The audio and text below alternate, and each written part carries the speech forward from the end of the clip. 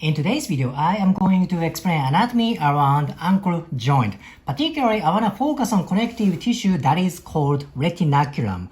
Retinaculum is part of connective tissue that covers ankle joint like this. That covers medial part, anterior part, and lateral part. This connective tissue is basically everywhere except on posterior part. Then many muscles passes beneath this retinaculum. I will explain anatomy of these muscles. So on medial part, of course, there's retinaculum. There are three muscles passing beneath retinaculum. Tibialis posterior, flexor hallucis longus, flexor digitorum longus. It's like this. If this part gets tight, if this part of retinaculum gets tight, that of course inhibits movement of these three muscles. What are these three muscles? Tibialis posterior, flexor hallucis longus, flexor digitorum longus. Main functions of these muscles are toe flexions and plantar flexion. So this restriction may decreases movement of what? Dorsiflexion and toe extension.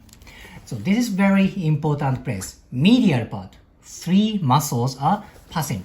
How about anterior part? Of course, there's retinaculum like this. So four muscles passing beneath this retinaculum. One muscle is tibialis anterior, very big muscle, tibialis anterior. Extensor hallucis longus and extensor digitorum longus. I was just talking about flexor hallucis longus and flexor digitorum longus. On anterior part, extensor digitorum longus and extensor hallucis longus. Like this. I explained three muscles so far. Tibialis anterior, extensor, digitorum hallucis longus, right? The last one is called fibrillaris tertius. That means the third fibrillaris muscle. Four muscles on anterior part. Functions of these muscles are mainly dorsiflexion. So if this part, anterior part gets tight, that decreases plantar flexion movement. Imagine if this part gets tight, if this part is pulling ankle like this way, of course, plantar flexion is restricted. Very important. How about lateral part? There is two muscles passing beneath retinaculum, fibrillaris longus and fibrillaris brevis. If this part gets tight, what kind of movement is restricted? Well, movement is inversion, because main function of fibrillaris muscles is eversion. So opposite movement is restricted. Inversion. Plus, fibrillaris muscles also do plantar flexion.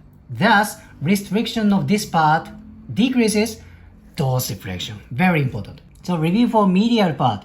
Flexor hallucis longus, flexor digitorum longus, tibialis posterior are here. If this part gets tight, that diminishes dorsiflexion movement and toe extension.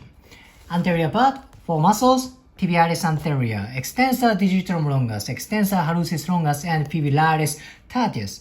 Mainly, this tightness inhibits plantar flexion. Oh, by the way, I didn't say for a toe movement. They move toe extension. So that restriction diminishes the toe flexion movement. At last, on lateral part, there is fibrillaris longus and fibrillaris brevis. When this part of retinaculum gets tight, that diminishes what?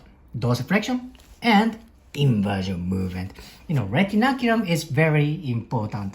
Now, if you know any kind of modality, physical modality, hands-on technique, work on retinaculum. You can do myofascial release, you can do acupuncture, you can do any kind of modality that helps to increase ankle movement a lot. Retinaculum is very important structure.